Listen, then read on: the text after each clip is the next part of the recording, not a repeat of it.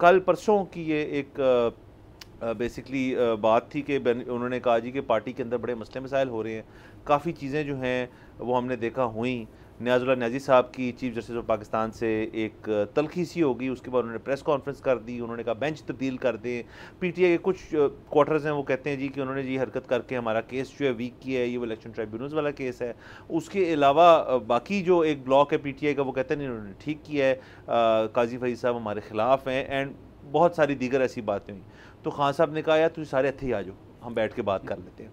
मसला ये हो कि वो मीटिंग हो नहीं सकी अडियाला जेल में, और उसके पीछे फिर एक बयान आया। अब ज़ाहिर है ये उनका बयान है, ये हमारा बयान नहीं है, बट वो ये क्लेम करते हैं कि अडियाला जेल की जो इंतज़ामिया है वो कुछ मिलिट्री ऑफिशल्स जो हैं वो उसके पीछे हैं और वो सारी शॉट्स कॉल करते हैं। ये हम नहीं कह रहे, ना हमारा शो कह रहा है, ये उन्होंने कहा। और उन्होंने कहा कि मेरी मीटिंग जो है वो भी ना होने की वजह यही है कि उन्होंने एक्सेस नहीं दिया। जेल सुपरिटेंडेंट को ये इंस्ट्रक्शंस थी कि मुझसे मुलाकात ना होए, वो तो मुलाकात नहीं हुई, नंबर 1। उसके बाद जो बयान है अडियाला में से वो 2 थे। एक तो ये था कि जी हम ये ख्वाहिश रखते हैं बतौर पीटीआई चेयरमैन कि हमारे तमाम तर जो केसेस हैं उनके अंदर चीफ जस्टिस ऑफ पाकिस्तान जो हैं वो ना हों, मतलब अदालत नंबर 1 कोर्ट नंबर 1 में हमारी सुनवाई ना हो, हमारे दीगर जो मुकदमात हैं उनकी, बल्कि कहीं और हो जाए और बेंच भी चेंज हो जाए, जो कि नियाज़ुल्लाह नियाज़ी साहब का भी कहना था चीफ जस्टिस ऑफ पाकिस्तान को। सो इन रियलिटी खान साहब ने थोड़ी सी हमायत की है उनकी, जो वो तलखी हुई थी आज से 2-4 दिन पहले। अच्छा, उसके बाद खान साहब ने ये बयान भी दिया कि अगर तो ये मामलात जो हैं और जस्टिस जो है वो नहीं मिले, वो तो कहते हैं कानून जो है वो सबके सामने अंधा होता है, इक्वल होता है। तो कहते हैं मेरे मामले में क्योंकि मेरे साथ ज़्यादती हो रही है और कानूनी तौर पे मेरे साथ जो है इनजस्टिस हो रहा है, तो मैं हंगर स्ट्राइक पे जाना चाहूँगा। इसी पे नून लीग का ख़ास तौर पंजाब गवर्नमेंट की तरफ से अज़मा बुखारी साहिबा का भी बयान आया, दीगर और जो हैं रहनुमा नून लीग के, उन्होंने भी बातें की। अज़मा बुखारी साहिबा ने तो मेरा ख्याल है कुछ देसी मुर्गी के बारे में बात की गई, ऐसे लोग जो हैं वो हंगर स्ट्राइक पे नहीं जाए, तासुर ऐसा उन्होंने दिया जो कि ज़रा कुछ लोगों को बहुत बुरा लग रहा है और कुछ लोग जो हैं उस पर बड़े कहके लगा रहे हैं। बट रिगार्डलेस हंगर स्ट्राइक तक बात सर जो है वो पहुँच गई है। अब ये हो पाता है या नहीं हो पाता, इसको भी बात कर लेते हैं। और बाकी पीटीआई की सर इंटरनल जो सियासत है वो अब मुझे बिल्कुल ना यूँ टर्बुलेंट बहुत लगना शुरू हो गई है, क्योंकि उनके मामलात जो हैं आए दिन दीगर सियासी पार्टी से तलखी जो है वो तो चलती रहती है, इंटरनल पॉलिटिक्स बहुत है। अभी कुछ दिन पहले ही फॉरवर्ड ब्लॉक की भी बात आई, उसकी भी तरदीद करनी पड़ी उनको। लेकिन जब आपके पास मेरे ख्याल में एक स्ट्रॉन्ग पोजीशन का बंदा ना हो, जिस तरह इस पार्टी का तो डिज़ाइन ही हमेशा से ये था कि खान साहब इज़ एट द टॉप और नीचे पर सारे लोग हैं। अब वो जो नीचे सारे लोग थे उनमें भी से काफ़ी छोड़ बैठे हैं, और अब मोर और लेस ये पार्टी जो है वकला के हाथ में है।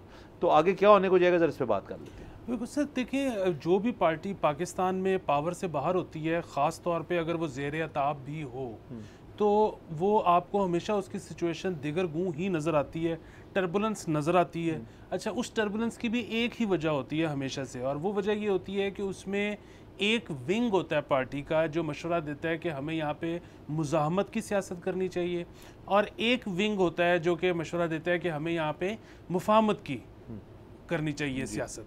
अच्छा, अब जो लीडर होता है वो अमूमन कंफ्यूज्ड रहता है। कभी वो एक इवेंट ऐसा आता है कि वो इस विंग की बात सुन लेता है, एक इवेंट ऐसा आता है वो उस विंग की बात सुन लेता है, और इस तरह लगता ये है कि जो पार्टी है वो कंफ्यूजन का शिकार है। अच्छा, पीटीआई के केस में भी बिल्कुल ऐसा ही हो रहा है।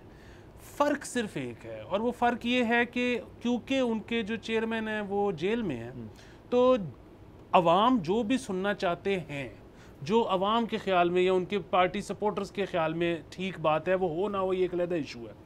वो जो सुनना चाहते हैं वो जब होता है तो कहते हैं ये खान ने की है, और जब वो नहीं होता तो कहते हैं ये किसी और की कारस्तानी है। By the virtue of being in the jail, वो इस वक्त उनके ऊपर ना वो ऐसे है जैसे उन्होंने जिस्म पे तेल मला हुआ है कि कोई चीज़ ना स्टिक ही नहीं कर रही, वो फिसल जाती है। वैसे भी टेफलॉन खान सर उनका नाम है कि वो बाउंस करती हैं चीज़ें। अब आप कह रहे हैं अब बाउंस नहीं कर रही, अब फिसल रही है। बिल्कुल। वाह। अभी इसी असना में आपको याद होगा कि थोड़े दिन पहले फवाद बहुत ज़ोर शोर से एंट्री डाली दोबारा, जैदी साहब भी उनमें शामिल थे, उन्होंने भी कोशिश की। अच्छा, इस वक्त जो अगर आप ट्विटर देखें और उनकी पार्टी के जो लोग हैं उनके अगर आप तासुरात देखें, तो अगेन डिवाइड है। एक कहते हैं कि जी बिल्कुल ठीक है, फवाद चौधरी साहब बात कर रहे हैं कि फौरी तौर पे खान साहब को कैसे बाहर निकालना है, तो इसके लिए हम जो भी लाइन ले सकते हैं हमें वो लेनी चाहिए, इस वक्त हमें ठीक गलत नहीं देखना चाहिए। दूसरे कह रहे हैं कि जी इनको तो भेजा है, कहीं और से आए हैं ये, और ये आए ही इसलिए हैं कि पीटीआई जो है वो मुफाहमत की जब सियासत करेगी तो बेसिकली उनकी सेटलमेंट हो जाएगी। जब एक दफ़ा आपकी सेटलमेंट होती है तो फिर आप दोबारा सर उठाने के काबिल नहीं रहते, तो ये हमारा कॉज ख़राब करने आए हैं। अच्छा, रिगार्डलेस हम इसमें से किसी एक की वो साइड नहीं ले रहे, लेकिन बुनियादी बात यह है कि आप हर चीज़ में जब देखेंगे ना, हर विंग, हर ग्रुप, हर चीज़ पीटीआई की यही दो हैं। और अगर मुझे ये लगता है कि अगर आप चाहते हैं कि ये जो कन्फ्यूजन का शिकार पार्टी है, इसकी कन्फ्यूजन का पॉलिटिकल नुकसान भी हो इस पार्टी को, तो फिर उसके लिए ज़रूरी है इमरान खान का बाहर आना, अंदर रह के उनकी साख बरकरार रहेगी। सब्सक्राइब करें और बेल दबाएं ताकि कोई खबर रह न जाए।